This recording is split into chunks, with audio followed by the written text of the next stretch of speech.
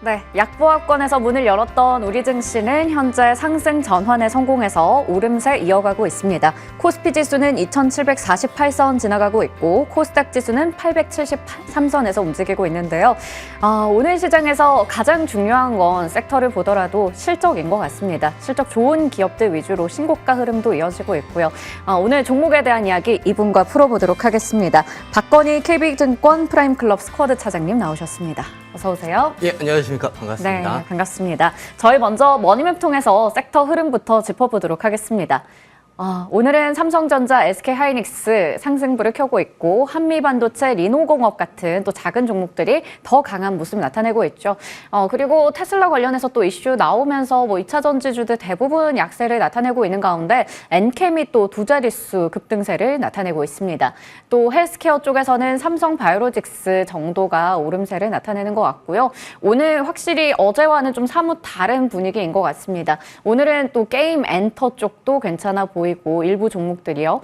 그리고 한국전력도 올라가고 있고 웹툰 그리고 미용기기 이런 쪽의 상승세가 돋보이는 것 같습니다. 그러면 개장 특징주 통해서 더 이야기 나눠보도록 할게요. 오늘 미용기기 안에서도 클래시스가 상당한 강세를 보이고 있더라고요. 15% 넘게 올라가면서 신고가를 또 경신했습니다. 결국에 좋은 건 클래식이다. 클래식은 영원하다라는 것 같아요. 수출 실적도 좋고 기대할 만한 요소들이 있는 것 같은데요. 아직까지 덜 오른 미용기기주를 보는 게 좋을까요? 아니면 잘 가는 거 계속 우리 눌렸을 때 담아가는 게 좋을까요? 두 개 다 바벨 전략이 좋지 않을까요? 잘 가는 종목들은 뭔가 이유가 있을 거고, 네. 클래시스가 대표적으로 이제 해외 쪽에서 매출 확장이지 않습니까? 네. 이게 현재는 중남미하고 아시아지만 이제 미국 시장까지 진출을 현재 도모를 하고 있기 때문에 그 확장성에 힘입어서 만약에 주가라는 게 많이 올라서 좀 조정을 한다 하더라도 그럴 때가 매수 기회일 것 같고요. 그런 클래시스의 힌트를 얻어서 해외 매출이 좀 계속 지속적으로 일어날 수 있는 덜 오른 종목군들도 계속 보셔야 되겠죠. 네, 그러면 혹시 어떤 종목으로 콕 집어서 말씀해 주실 수 있을까요? 저는 휴젤 보고 싶습니다. 휴젤, 네. 예, 휴젤이 사실 3월에 얘네가 이제 톡신 브랜드가 레티보가 이제 미국에서 드디어 삼수 끝에 FDA 승인이 났습니다. 그렇잖아도 이 회사가 이제 중국 쪽에서 매출이 비중이 큰 회사인데 그동안 안 좋다가 지금 살아나고 있는 쪽이거든요. 중국하고 미국이 강대국들, 인구도 많은 해외 쪽을 잡는다면은 휴젤도 미용기기로서 충분히 상승이 가능하겠다 이렇게 보겠습니다. 네, 보틀리님 톡신 관련한 또 휴젤에 대해서 얘기를 해주셨습니다. 오늘 휴젤도 3% 넘게 강세 보이면서 208,000원 선에서 거래되고 있습니다. 자, 다음으로 저희 게임주 이야기 해볼게요. 게임 정말 업황부진 때문에 못 가다가 결국에는 실적이 지금 잘 나오고 있습니다. 하반기 신작에 대한 기대감도 있고요. 오늘 이스트 소프트 14% 올라가고 미스터 블루부터 해서 이쪽 오르니까 웹툰도 같이 이제 훈풍 이어받고 있는 상황입니다. 크래프톤과 넷마블은 또 실적이 좋았어요. 크래프톤 보시는 것처럼 남다른 주가 흐름을 올해 들어서도 사실 나타내고 있는 상황이고요. 넷마블 실적도 보시는 것처럼 컨센서스 대비해서 이제 잘 나올 거다라는 전망 나옵니다. 넷마블은 사실 뭐니 해도 나 혼자만 레벨업 글로벌 출시 흥행에 대한 이야기 나오면서 어제 오늘 계속 강세 나타내고 있거든요. 추세 이제 돌렸다라고 봐도 되는 걸까요? 저는 뒤에 있는 저 도로 박스권으로 좀 보고 싶네요. 그렇군요. 네. 예, 왜 그러냐면은 일단 해외 출시에 대한 기대감도 있고 말씀하신 대로 5월에 신작도 있긴 한데 게임주가 이제 흥행을 해야 되지 않습니까? 게임이. 근데 그것까지가 아직 불확실성인 거죠. 증시는 불확실성을 제일 싫어합니다. 네. 일단은 박스권으로 대응을 하시고 실적 확인하고 추세로 갈지 이렇게 체크하시는 것도 나쁘지 않을 것 같습니다. 네.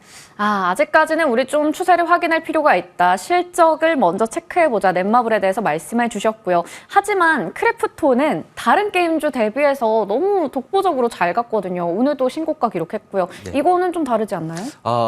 종목이 이제 최근에 이제 바닥을 찍고 올라가는데 네. 이런 식으로 이제 옥석 가리기는 필요하겠죠. 이렇게 네. 실적이 나온 것들 위주로는 추세로 갈 가능성이 높기 때문에 일단 실적을 체크를 해서 좋게 나온 것들 위주로 알겠습니다. 들어가시겠습니다. 실적이 역시나 중요하다라는 포인트 한 번 더 짚어주셨네요. 자, 개장 특징주들 알아봤고요. 잠금 해제 종목으로 넘어가 보겠습니다.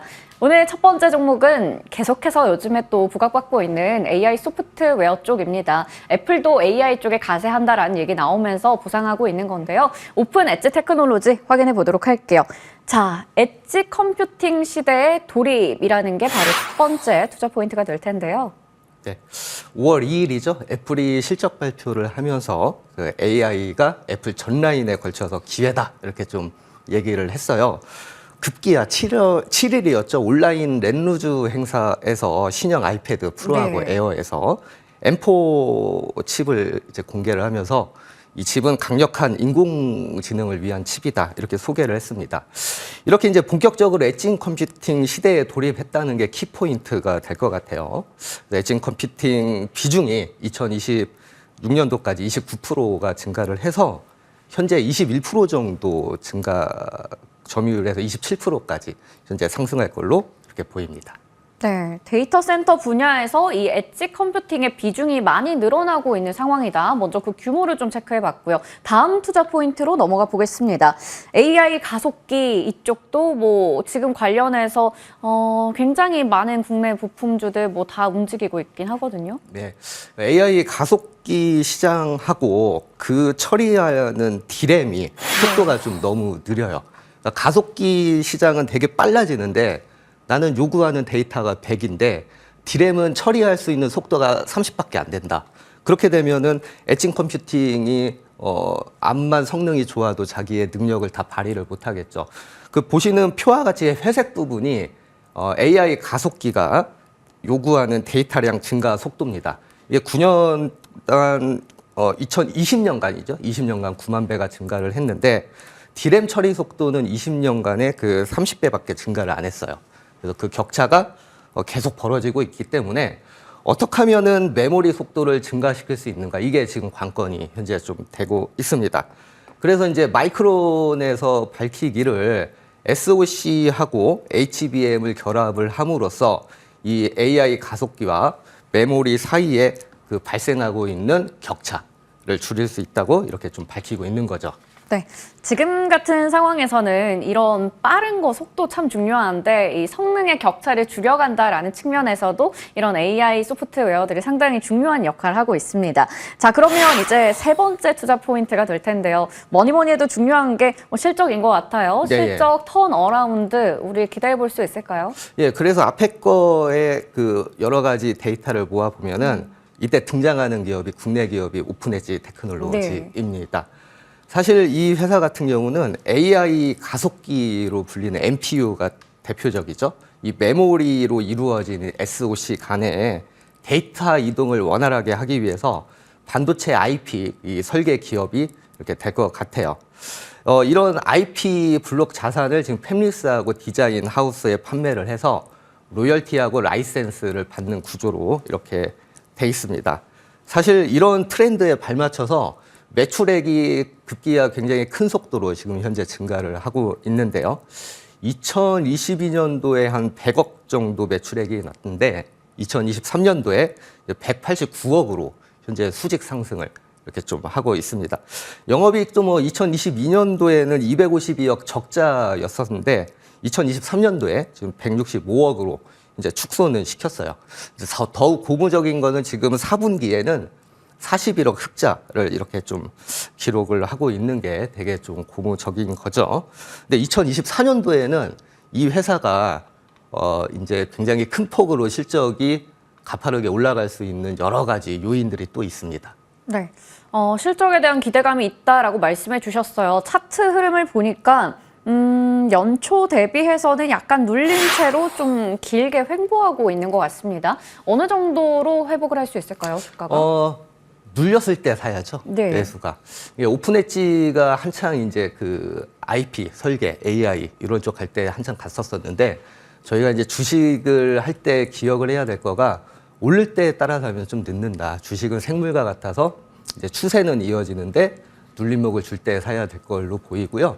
현재가 그러한 모습이 아닌가 이렇게 좀 저는 생각을 하고 있습니다. 네, 그러면 가격 전략도 한번 부탁드릴게요. 예, 현재 제가 이제 목표가는 33,000원 이렇게 좀 잡아왔습니다. 뭐 충분히 갈 걸로 보이고요. 이 IP라는 게 굉장히 과점 시장이거든요. 그래서 아무나 좀 들어올 수 없는 시장이고 사실은 페미스 IP가 자산을 미활용하게 되면은 3.5년에서 5년이 걸리거든요. 그럼 이게 다 비용하고 시간인데 요새는 그 비용과 시간을 절감을 하는 기업이 어려운 와중에 이렇게 좀 네. 살아나지 않습니까? 이런 IP 설계 자산이 이용을 하면 한 2년 정도밖에 안 걸리기 때문에 필수 불가결의 이러한 기업이다. 저는 이렇게 좀 보고 싶네요. 네. 지금 같은 시대에서는 꼭 필요한 기업이다라는 핵심도 짚어주셨고요. 매수가는 27,400원, 목표 주가는 33,000원, 손절가 24,000원 체크해봤습니다. 다음 기업으로 넘어가 보도록 할게요. 바로 펜트론입니다. 이제는 수율 전쟁의 시작이다. 첫 번째 투자 포인트 열어볼게요. 조립공정 검사 장비를 제조하는 쪽인데 네. 일단 엔비디아와 또 연관이 있습니다. 예, 맞습니다. 그 엔비디아가 사실은 저는 이제 뉴스를 잘 봐서 거기에서 투자 아이디어를 좀 많이 찾는 편이거든요. 엔비디아가 최하세대 AI 칩을 이제 최근에 좀 발표를 했어요. 지금 B100이라는 칩에서 지금 B200으로 이렇게 좀 나오죠. 예, 그 B200이 이제 그 24기가 HBM3를 8개를 이렇게 탑재를 하는데 그 옆에 보면은 이런 AI 칩을 이용을 해서 플랫폼 형식으로 현재 계속 만들고 있어요. 그래서 GB200이라는 칩까지 이제 그렇게 나오고 있습니다. 그거는 B200 두 개하고 그 CPU를 이렇게 결합한 제품이 될 것 같고요. 여기에서 더 나가가지고 저 플랫폼을 또 이용을 해서 GB200의 NVL7이라는 또 하나의 또 제품을 또 만들어내죠. 이거는 또 GB236개를 또 결합을 했는데 왜 이렇게 하게 되냐면은 결론에는 GPU의 추론 성능을 좀 높이기 위해서 이런 게 트렌드가 될 수밖에 없는 거죠. 네, 이렇게 성능을 또 높이려면 아무래도 검사를 꼼꼼하게 해야 될 것 같은데 그런 데 있어서 이 펜트론이 좀 수혜에 기대감이 있는 것 같아요. 네, 맞습니다. 저는 이제 따라서 앞에서 봤듯이 칩과 칩끼리도 계속해서 결합을 해서 네. 더 성능을 높이는 이런 작업이 되고 있고 더 미세화되는 거는 기정사실이지 않습니까? 그렇기 때문에 HBM도 이제 수율 향상을 위해서 검사 장비가 적용이 확대가 되고 있습니다. 일례로서 현재 HBM3의 수율이 한 60% 정도가 돼요. 이게 이제 D램이 한 90% 정도 이렇게 되고 있는데 이 HBM 다이 페널티라 그러죠. 이제 거기에서 이제 칩이 이렇게 나오면은 거기에서 쓰지 못하는 칩이 DDR5 대비 또 한 40% 이상 또 굉장히 많아요. 그렇기 때문에 저희는 이제 검사 장비를 통해서 이러한 비용을 절감하기 위한 따라서 이제 수율 향상을 위한 장비들이 계속해서 적용 확대될 것이다. 이렇게 좀 보고 있습니다. 네, 좋습니다. 수율 향상을 위해서 검사 장비의 적용이 또 확대된다라는 부분에서 얘기해 주셨습니다. 펜트론 말고도 분명히 다른 기업들도 더 있을 것 같은데 그 부분도 체크 좀 해볼까요? 제가 이제 표를 보시면 위에 이제 펜트론 제가 가지고 온 종목인데 이게 웨이퍼 표면 검사 장비가 될 것 같고요. 그리고 고영이라고 이제 웨이퍼 레벨 패키징 공정이에요. 그리고 인텍 플러스 그리고 뭐 테크윈 뭐 이렇게 이제 외관 검사라든지 SOC 뭐 테스트 핸들러 이런 식으로 좀 되어 있는데 굳이 왜 저 종목 중에서 펜트론이냐? 네. 웨이퍼 자체를 검사를 하거든요. 아까 전에 앞에서 제가 굳이 수율에 대한 그림을 가지고 온 이유가 뭐냐면 웨이퍼 단에서 수율이 안 나오면 뒷단에서 다 망가지는 네. 거예요. 그래서 웨이퍼 단에서가 가장 마진이 좋은 거죠. 검사를 하는 게. 이 고영이나 인텍 플러스 테크윈은 보면은 다 패키징 쪽하고 좀 관련이 높거든요. 그렇기 때문에 펜트론이 굉장히 마진이 개선될 가능성이 제일 높은 거죠. 네, 좋습니다. 펜트론이 다른 기업 대비해서 가지고 있는 강점이라고 하면 웨이퍼 자체를 또 검사하기 때문에 마진 측면에서 메리트가 있어 보입니다. 그럼 그 마진은 또 실적 성장으로 이어질 것 같은데 그 부분 체크해 볼게요. 예, 맞습니다. 자, 제가 이제 실적 성장과 밸류에이션 매력이라고 했는데 앞에 있는 이제 뭐 고영이나 인텍플러스 이런 기업들의 한 2024년, 5년 이제 퍼 수준이 한 30배 정도 레벨이 될 것 같아요. 그거에 비해서 이제 펜트론은 상대적으로 지금 퍼 레벨이 굉장히 좀 낮은 편이거든요. 뭐 여러 가지 이유가 있겠으나 일단은 SMT 검사 장비가 2023년도에서 매출액의 한 75% 정도 수준 차지했는데 이게 점차 가면서 반도체 검사 장비 쪽에 고객이 늘고 있는 거거든요. 반도체 검사 장비는 현재 국내 오사트 업체별 납품을 좀 시작을 해서 현재 글로벌 오사트 쪽으로 고객사를 확장을 시도하고요. 따라서 이렇게 마진율이 높은 반도체 검사 장비 쪽에 매출 증가에 힘입어서 2024년도, 5년도는 가파른 이익 개선이 좀 기대된다고 볼 수 있습니다. 네, 2024년, 2025년 실적에 대한 기대감도 크게 가져볼 수가 있을 것 같아요. 자, 그러면 이제 가격 전략 체크해 보겠습니다.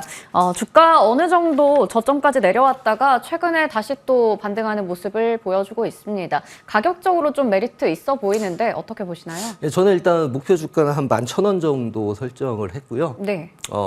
제 특징은 원래 많이 오른 종목보다는 트렌드하고 업황은 좋아지는 거는 맞는데 가격이 일정 부분 좀 조정했었던 종목군들, 이런 종목군들 위주로 제가 좀 선별을 하려고 노력을 좀 많이 하거든요. 네. 일단 펜트론도 그런 맥락이고요.